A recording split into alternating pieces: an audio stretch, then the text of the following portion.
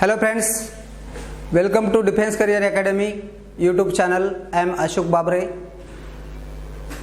Today we are going to study the second chapter of 10th standard, Maharashtra State Board. The chapter name is Historiography, Indian Tradition, and the topic is Historiography in the Ancient Period. Friends, in previous chapter, in first chapter, we have studied that how there was tradition of history writing in Western country, how various modern scholars contributed to the historiography. We have seen about Michael Foucault, we have seen about Descartes, we have seen Leopold von Ranke, even annal schools and feminist historiography, the contribution of Simone de Beauvoir. Now, in this chapter, we are going to study the tradition of history writing in India. Since which period history writing can be seen in India and who contributed to the history writing in India, we are going to study in this chapter. Chapter name is Historiography, Indian Tradition, Tradition of History Writing, Research in History in India. We are going to study. Before that, how history is available, historical resources are available in our country, we are going to see it. So the chapter name is topic name is Historiography in the Ancient Period. In ancient period, how history was written. We are going to study through this topic.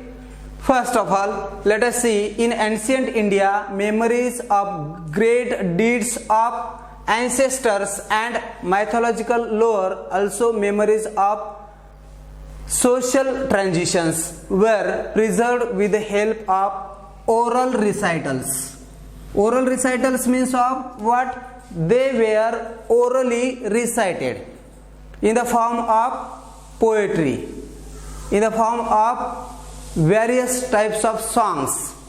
Even they were preserved in the form of various types of compositions like Vedas and others. So, in historical period, in ancient India, memories of great deeds. Great deeds means what? The great works or tasks performed or done by the great people in history, in ancient period. Those great deeds of our ancestors and even mythological lores also. Mythological lores means what? Mythological stories. Stories from Ramayana, Mahabharata and several mythological stories like Shravan Bal and other. They are the mythological lores. They were orally recited, means one generation told to other generation. Seniors in the family, they told it to the small kids or small children. It was also orally told. It was not in written form. Mainly they were in oral form. For example, in Gurukuls, the gurus, teachers taught their pupils, their students in oral form. They explained them orally. They made them to recite them every day. In this way, great deeds of our ancestors, mythological stories also, even memories of social transition also. Memories of social transition means how there was transition in the society. How there was transition. Transition means changing from one situation to another situation. It is called social transition. How society changed. How there were changes in the society. They were also told by the old people or some senior people to the junior members of the families, even the followers of gurus in gurukuls. They were also told such stories. Through the stories, through the mythological lores, they were told to the next generation in oral form. They were recited. In this way, there was the tradition of oral recitation. Orally, they were transformed from one generation to another generation. They were transported. Okay, in this way, the history was kept alive by the Indian people in our ancient period. Then after second, the inscriptions on the Harappan seals and other artifacts confirm that Indians had mastered the art of writing as early as the 3rd millennium before Christian era, or perhaps before that. Now see, inscriptions which are found by the archaeologists at Harappan sites. In those Harappan sites, many inscriptions are found on the seals. Seals means what? Stamps. We impress on the certificates today, nowadays. Those seals were used by Harappan people also. On those seals, there were many symbols used as the script. Even today we are unable to decipher them, we are unable to find out the meaning of those letters which are inscribed on those seals. But they are found before the Christian era, 3rd millennium before the Christian era. And other artifacts also confirm the Indians had mastery over the writing skill. Through those objects which are found in the excavations of Harappa. You know about Harappa, huh? In those excavations, many objects were found by the archaeologists, and archaeologists found many objects which were with the written messages. Something was written there. Some type of script was inscribed on those seals and even other artifacts. Artifacts means man-made things. And those artifacts and seals confirm that Indian had knowledge, Indian had mastery over writing skill since 3rd millennium before Christian era. 3rd millennium. Millennium means what? Period of 1000 years. And perhaps before that also Indians were known about writing. Just before few days we celebrated Ganpati festival. What is the story of Ganpati? We know that Maharshi Vyas composed Mahabharata and Ganpati wrote it. We know about that story. That is mythological lore. That is mythological lore. Ganpati wrote the story of Mahabharata and it was composed by Maharshi Vyas. Understood? This means that may be possible that before the 3rd millennium Christian era, Indians were known about the writing skill through that mythological story of Ganpati and Maharshi Vyas. Okay, we were known about it before the 3rd millennium Christian era also.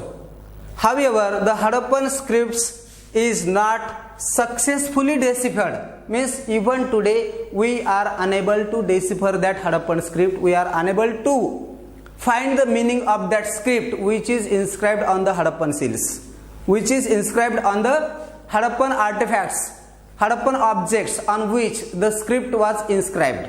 It is not deciphered even today by the experts.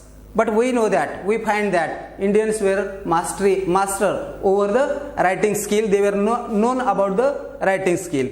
Then next is the earliest known written documents of historical nature found in India are in the form of inscriptions.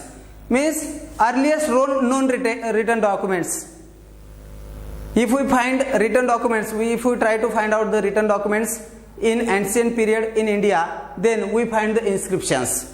Those inscriptions of the period of Emperor Ashoka or Ashoka Maurya. The earliest known written documents of historical nature found in India are in the form of inscriptions. They are in the form of inscriptions. Means inscription means what? Something written on, inscribed on, carved on the hard surface. Hard surface like natural rocks or stone pillars or wooden surface or metallic plates. The letters were inscribed by our ancestors. And such inscriptions are found from the period of Ashoka Maurya. They are dated to the 3rd century before Christian era, that period of Emperor Ashoka Maurya. His edicts are inscribed on natural rocks and stone pillars also. Edicts means what? His edicts are inscribed on natural rocks and even on stone pillars. Means Ashoka inscribed his edicts, means royal orders, his orders to the subject of his empire. They were inscribed on natural rocks in the mountainous region. They were even inscribed on stone pillars in big cities. Those stone pillars were erected in the cities so that people will know about the royal orders. They will come to know about the royal orders. Okay. Then we'll find that this was the tradition in the oral form in the ancient period. Then after, people began to know about the skill of writing. In Harappan civilization also, people were known about writing skill. Those writing skills can be found on the stamps or seals, Harappan seals, even other artifacts also. Then after, we find writings in the inscriptions also. Those writings were found during the period of Emperor Ashoka. In his period, the writings were inscribed, the script was inscribed, royal orders were inscribed on stone pillars, even on natural rocks also. We have seen in Ashoka's period there were inscriptions on stone pillars and natural rocks. Then after, from the 1st century Christian era, inscriptions begin to occur on coins, metal images and sculptures, and also on copper plates.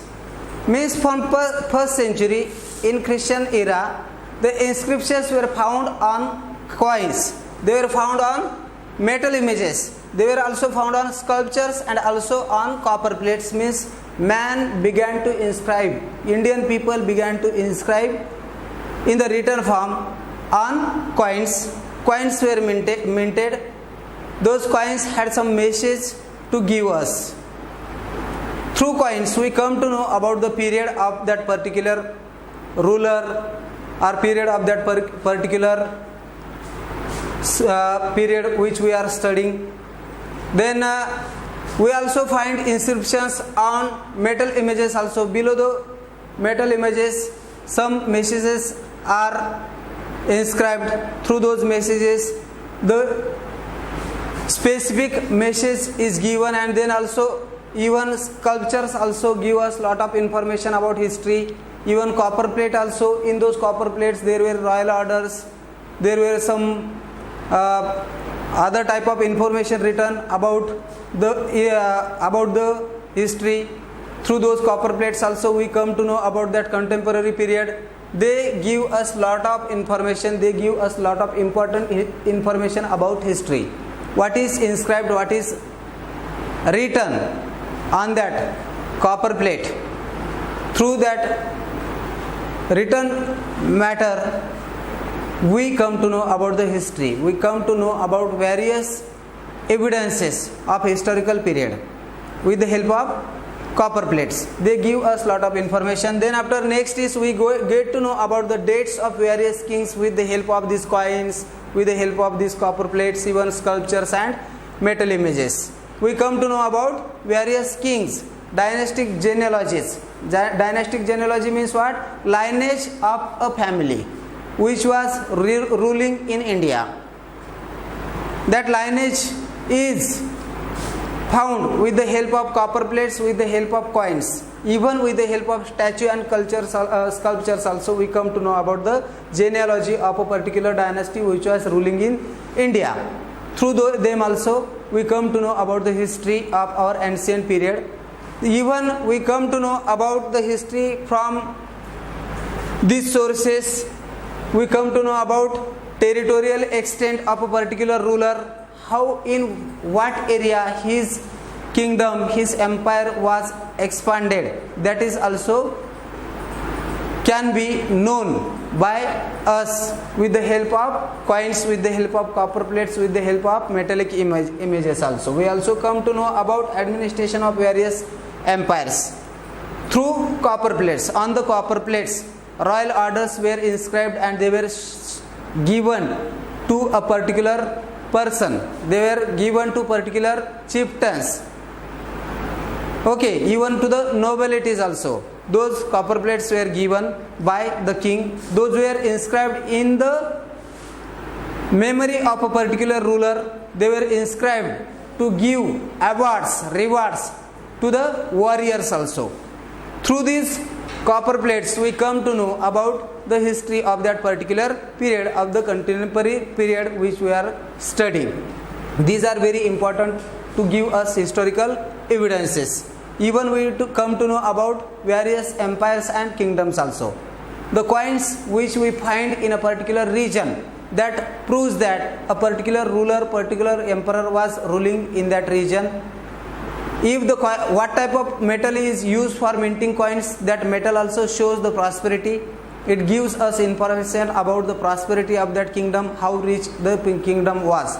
For example, if a particular kingdom uses gold coins, silver coins or copper coins, accordingly we come to know about the prosperity of that particular ruler with the help of that metal which is used for minting coins, which is used for making coins. We come to know about the economical condition of that particular empire or kingdom. Okay, we come to know about the prosperity of that kingdom. Even we come to know about the territorial expansion of that kingdom. Territorial expansion means what? Expansion in a particular region, in a particular territory. Territory means part of kingdom. Okay, part of region. In which territory, in which region the kingdom or empire was expanded. It can be found with the help of coins, with the help of copper plates, even with the help of metallic images. Even the sculptures of various rulers are also available. They are found by the archaeologists at several historical sites. Then after we come to know about political events also with the help of copper plates. Copper plates, on copper plates particular important political events were also inscribed. For example, the various treaties between two kings, two emperors, they were also inscribed on the metallic plates, copper plates, and they tell us political events.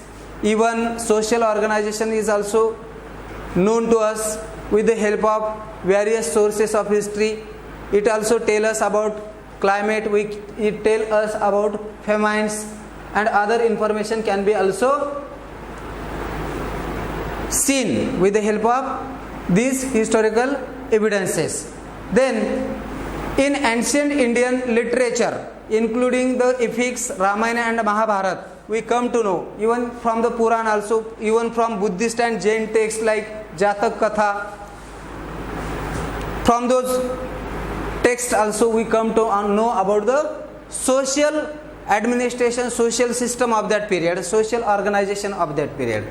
Through the stories, how society was organized, how society was divided into 4 classes or other evidences can be known with the help of such a text like Ramayana, like Mahabharata. In Mahabharata we know about the story of Eklavya. And in that story we know about how Dronacharya demanded thumb to Eklavya as he belonged to non-Kshatriya family or non-Brahmanic family or non-Brahmanic class. With the help of that mythological story, we come to know about the social system, social organization of that period. Isn't it? So, these texts also tell us about various things like social organization, like climate, famine also can be known with the help of historical documents, historical text. These texts tell us about various things. Even historical accounts by Indian authors, many Indian people wrote about history. They wrote about historical important events like Bakhar in Maratha Empire. It was written by historians, it was written by the scribes in the courts of various rulers of that period. Even also travelers by foreign travelers like Yuan Shang, Yuan Sang. They traveled in India. They wrote about the accounts of India. They wrote about Indian society. They wrote about the prosperity of India. They wrote about various regions, what type of crops were taken, what type of life the people lived in India. All these accounts were written by the foreign travelers in India. Okay, they also give us lot of information of Indian society of that particular period. So these sources give us lot of information about history. They are used for history writing. They are used for history writing as an evidence. Okay, we have seen how coins, then statues, sculptures, they give us a lot of information about history. They give even copper plates, they give us lot of information about history. Even the travelers of various foreign travelers like Ibn Battuta, even Yuan Shang, Yuan Sang, they came in India. They wrote about Indian society. They wrote about the culture of India. They wrote about Indian tradition. Everything was written, even crop system. They wrote about agriculture also. Through that we get lot of information about historical period.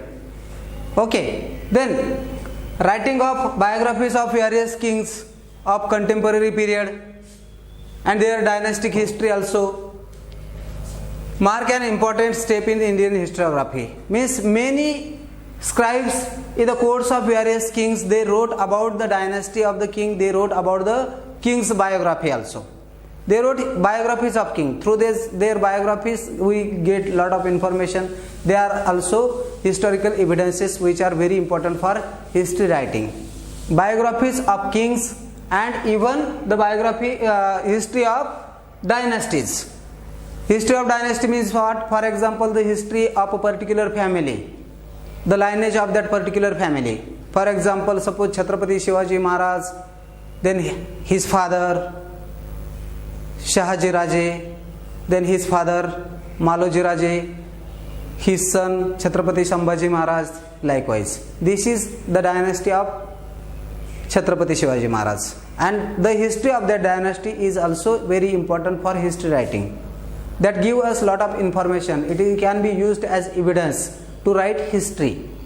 They were useful in writing history of a particular dynasty, even of a particular king. The scribes which were in the courts of kings, rulers of that particular period, they write the biographies of those kings. Then after we come to know about such dynasties, about such kings with the help of the biographies written by the scribes which were in the courts of those kings. Such a biography is available named as Harsha Charit, which was written in the 7th century by Banabhatta, and it is the biography of King Harsha. Means we call him as King Harshavardhan. This biography, Harsha Charit, gives us lot of information. It portrays realistic picture of the period of King Harsha. In that biography, he gives us information about social system. He gives us information about economical condition of King Harsha. That biography also gives us about political, religious and cultural life during that period of the King Harsha. It gives us lot of information. So note this sentence, Harsha Charit, written by Banabhatta. For fill in the blanks or for match the pairs, it is important. It is the biography of King Harsh, written in 7th century. This is important sentence for fill in the blanks. This is important sentence for match the pair, identify the wrong pair. This is important for flowchart also. So note this sentence. So friends, if you like this video, please subscribe our channel and forward it. Thank you.